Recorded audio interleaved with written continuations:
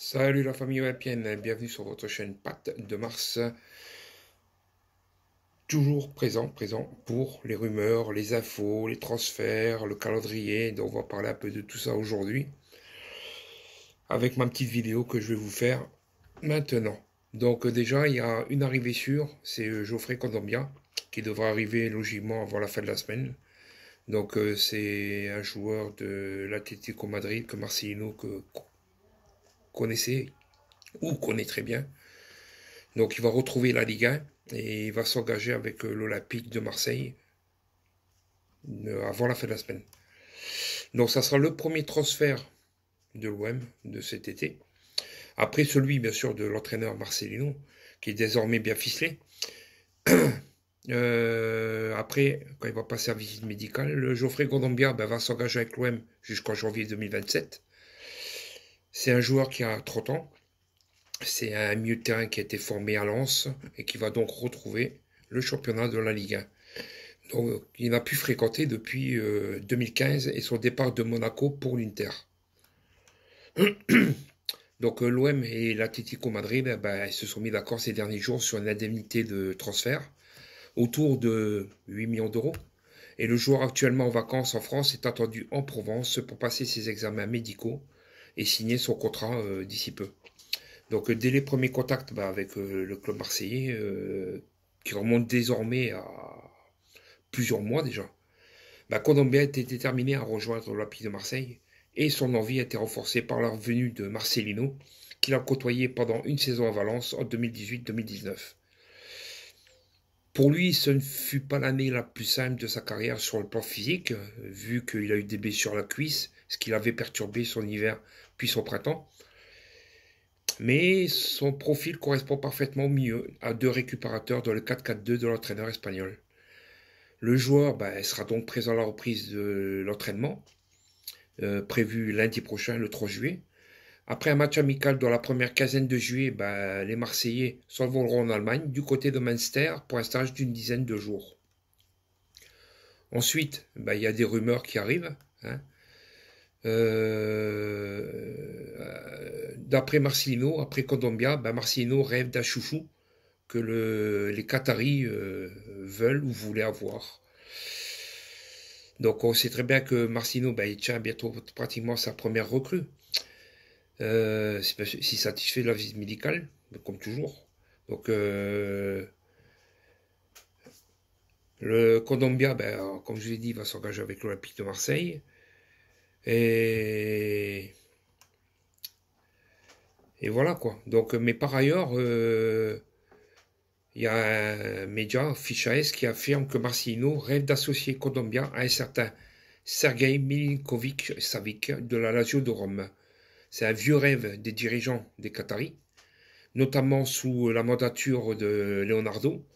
Le milieu international serbe de la Lazio de Rome arrive à 1 an de la fin de son contrat et a une valeur estimée, tenez-vous bien, à 50 millions d'euros.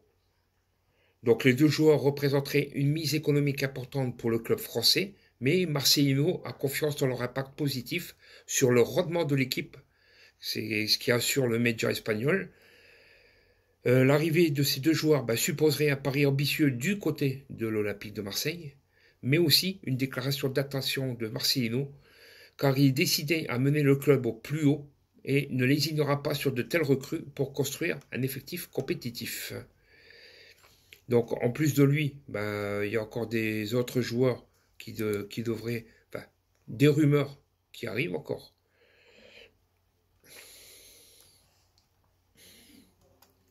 Donc un autre pari à la Nuno Tavares du Portugal, donc qui remplacerait. Donc selon un média espagnol, l'OM lorgnerait un latéral droit portugais de Valence qui s'appelle Thierry Correa, qui a 24 ans. Donc à l'image de Geoffrey Kondogbia, il est probable que la plupart des recrues marseillaises de cet été 2023 soient estampillées Liga en Espagne. Le nouvel entraîneur Marcelino, lui, normal, il est espagnol, tout comme le président Pablo Longoria et son directeur de football Javier Ribalta. D'ailleurs, la rumeur il arrive tout droit de l'autre côté des Pyrénées. Elle concerne un joueur de Valence où ont œuvré Marcelino et Longoria. C'est d'ailleurs l'entraîneur qui avait validé le recrutement de ce joueur aujourd'hui, ciblé par l'OM, et qui se nomme Thierry Correa.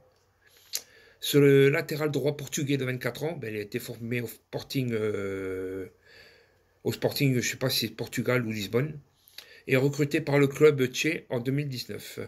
Dans les origines et le profil, il rappelle Nuno Tavares, qui a été un énorme flop après avoir été tellement prometteur lors des 3 premiers mois de la saison 2022-2023. Sauf que Correa, lui, est beaucoup plus sûr défensivement que son compatriote, et beaucoup moins constant. La Cadena Ser, qui a révélé cette information, assure que Valence, qui avait prolongé son joueur jusqu'en 2026, il y a 2 ans, serait disposé à le vendre car il a de grosses difficultés financières. Selon Transfer Market, il en coûtera que 8 millions à l'OM. Donc, toujours pareil, c'est des rumeurs que, après le joueur serbe, un joueur portugais, beaucoup de rumeurs arrivent.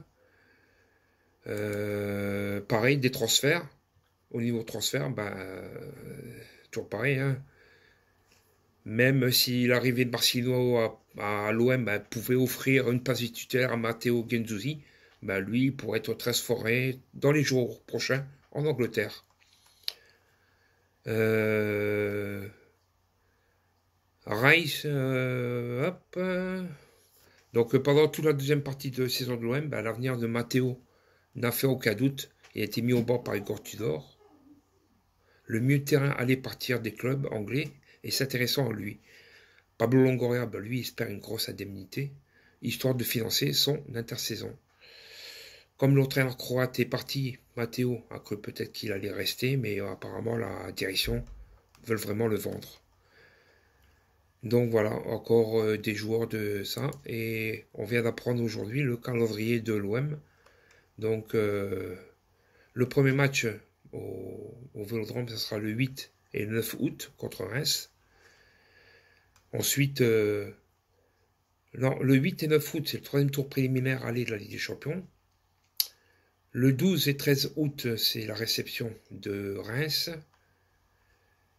Non, même pas. Le 8 et 9 août, c'est le premier. Le deuxième match, c'est le 12 et 13 août. Le 15, c'est le premier match contre Reims. Ensuite, c'est la qualification. Entre 19 et 20 août, c'est le tour préliminaire pour la Ligue des Champions. Ensuite, avec la deuxième journée de championnat.